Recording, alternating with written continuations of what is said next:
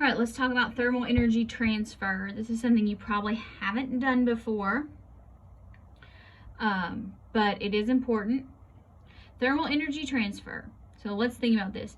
If a warm metal is dropped in cold water, heat always goes from hot to cold. So heat goes from the metal to the water until they are the same temperature, and that is thermal equilibrium. So when you're doing thermal energy transfer, a lot of times you're going to be having to deal with trying to find the final temperature. So when you do these problems, you have to identify what is the system and what is the surroundings. So in this case, metal, that's going to be the system. Water, that's going to be the surroundings. So always remember that heat that is gained by the system is lost from the surroundings. Now let's plug in what we have. Heat from the metal equals negative heat of the water. And you can write this the other way if you prefer. Just make sure that one of your sides is positive and one is negative. Again, it doesn't matter which one, but you're going to have to carry them through the problem. So sometimes I try to figure it out so I don't carry so many negatives. But, so now that we know this, we're going to plug in our heat equation because we know that Q equals mc sub s delta T. So we know that mass of our metal equals our specific heat of our metal, times our specific heat of our metal, times delta T. And that has to equal the heat that is lost, or gained or changed or whatever, from the water. So that would be the mass of the water times the specific heat of the water times the delta T. This would be of the metal of the water. So you're going to have to set up two equations. And again, it doesn't matter which side the negative goes on, just make sure it goes on one and not the other. So you just need to make sure it's there somewhere. So let's try these. These can get a little bit long. And again, how you choose to do your algebra may be a little bit different than mine, and that's okay. So here we have a 32.5 gram Q of aluminum. This is going to be, it's initially at 45.8. We're going to put it into water at 15.4. What is the final temperature of both substances at equilibrium? And it gives us some specific heat. Okay, so what I like to figure out is what is actually gaining heat and what's losing heat. So we can know that Q of the metal and Q of the water. And we'll put a negative in here. So the aluminum is hot, the water is cold. So the metal is going to be losing heat and the water is going to be gaining heat. So that is how I set these up. Again, if you want to do it the other way, that's fine. It's gonna work out. But just remember to carry your negative there. So now let's plug things in. So I'm gonna put my negative here. My mass of aluminum, 32.5 grams. Specific heat of aluminum, 0.903 joules per gram degree Celsius. And here we're going to find TF minus the initial temperature of 45.8 degrees Celsius. And the heat of my water here, because water is going to be getting warmer, we have 105.5 grams and 4.18 joules per gram degree Celsius. And T final minus 15.4 degrees Celsius. Okay, So again, how much work you choose to show might look a little bit different. Okay, so now let's negative 32.5 times 0.903. Okay, so that gives me negative 29.3 joules per degree Celsius times T final minus 45.8 degrees Celsius.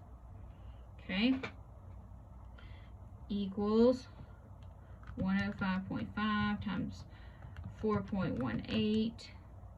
So I'm gonna call this 441. 441 joules per degree Celsius. Again, keep your units with you. T final minus 15.4 degrees Celsius. Okay, next, I'm going to distribute on both sides. So, if you're like me, I sometimes need to draw myself some arrows. So remember, you have to distribute. You've got to know how to do algebra. That's why math is a prerequisite for this class. Make sure you also distribute the negative sign. So here we have negative 29.3 joules per degree Celsius times TF minus what is negative 29.3 times negative 45.8. That should be a positive number, plus we're going to call this 1342 degrees Celsius. And that's going to equal 441 joules per degree Celsius times TF minus, what is 441 times 15.4. So there's the negative 6791.4 degrees Celsius.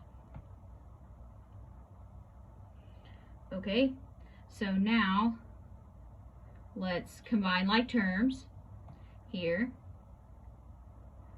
So I like to do things where I'm going to get positives. So I'm going to bring my 29.3 over here. So 441 plus 29.3, because I like to get rid of negatives. 470.4 joules per degree Celsius times TF equals negative 1342 plus 6791.4. Okay. Oh, this is a plus. Nope, just kidding. 1342 plus 6791.4. It's like, wait a minute. Equals 8133.4 joules. No, degrees Celsius.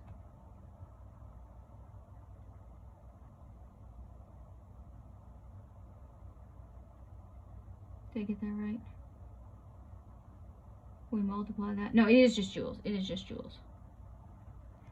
Because the joules are going to go away when we divide. Now we divide. So we're going to divide by 470.4. 470.4. Oh, nope, not right. Let's divide by 470.4. That's a 1.4. 17.3 is T final. So you have to do algebra. Again, if you want to divide first, or make sure you're following order of operations, I can probably follow your math, but you do have to do algebra when you're doing these problems. All right, let's do a couple more examples here. Here we have the silver block initially at 58.5. We're going to plunge it into water, which is at 24.8. Insulated container, so it's not going to lose. And then this says the final temperature is, and this time it wants us to find the mass of the silver block. So we're going to use the same principle here, but we're going to solve for silver. Okay, so again, the way that I like to do things is what gets hot and what gets cold. So silver is initially at 58.5. Water is initially at 24.8.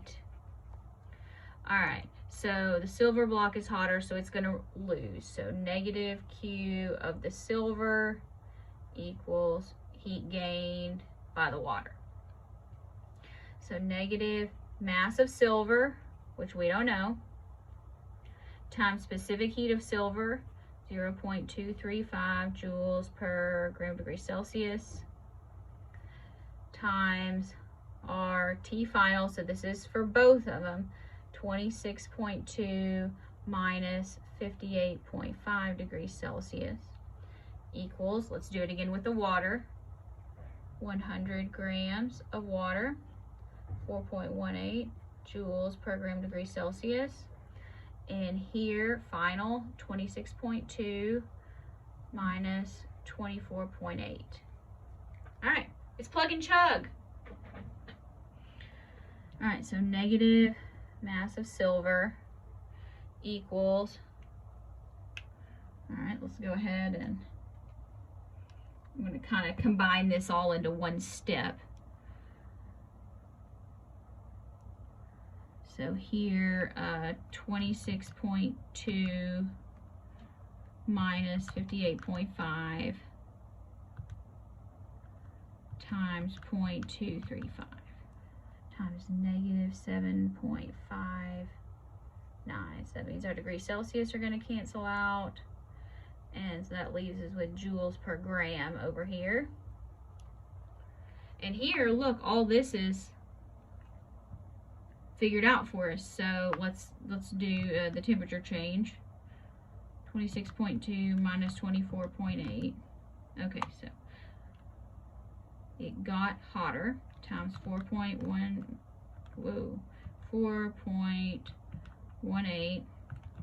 times 100. 585.2, when you cancel everything out, joules. So now look, when we divide here, this makes it a positive, so then it's gone away. That's what I like. Our joules are gonna go on the bottom, so it's gonna cancel, and our grams are gonna come back to the top. So let's divide by 7.59. So that gives us our mass of our silver block is 77.1 grams. So if you can get things set up right, it's just plugging and chugging. Keep track of your negative signs. All right, a 6.88 gram piece of copper is heated. T initial, T final, and then, actually it's not, and then it's submerged in 45 milliliters of water. So here's a T initial. What's the final temperature of the water? Okay, so this is one, and I should have read the whole question before I started writing things. So before we do anything with thermal equilibrium, this doesn't matter. It doesn't matter that it started out there, because that's not in our calculation. This, before we put it into the water, is 125 degrees Celsius. It is getting cooler, so it is losing. So negative Q of copper equals heat gained by the water. This says, what's final temperature? Well, the final temperature of the water and the final temperature of the copper are going to be the same thing. So that's what we're solving for. So we want to know what's TF. So let's plug it in. Mass of copper, 6.88 grams. Specific heat of copper, 0.385 joules per gram degree Celsius. TF, we don't know. Copper, before we submerge it, is 125 degrees Celsius. Go on now with the water. 45 milliliters of water. Well, how many grams is that? Fortunately, density of water is 1 gram. So 45.0 grams. So we would need to use the density. specific heat of water, 4.18 joules per gram degree Celsius. If you don't know, it's right up there. T final, and we started at 18.3 degrees Celsius. All right. So grams are gonna go away. Grams are gonna go away. All right. Negative 6.88 times 0.385. So this gives me negative 2.649 joules per degree Celsius, TF minus 125 equals, let's go with 45 times 4.18. So 188.1 joules per degree Celsius, TF minus 18.3. Okay, let's distribute out. Negative 2.649 joules per degree Celsius times TF plus, because here when we distribute two negatives, we're going to need a positive, 125 times 2.649,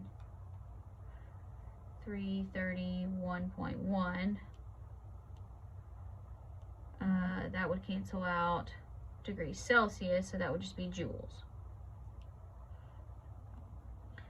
Equals 188.1 joules per degree Celsius times TF minus 188.1 times negative 18.3, so minus 3442.2, and that's just joules.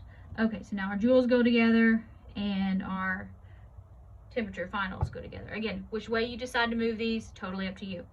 But I like to move things to get rid of negatives. So I am going to bring put my TFs on the right and move my joules over to the left. So that gives me 330, oh, hold on. Here. No, let me not do that. Okay, so 331.1 plus 3442.2. 3773.3 joules. And now 188.1 plus 2.649.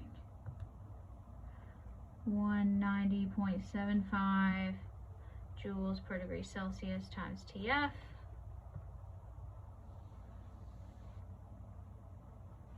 All right, so now we just have to divide. So that means our joules are going to go away and our degrees Celsius are going to come to the top. 3773.3 divided by that answer. Let's go with 19.8.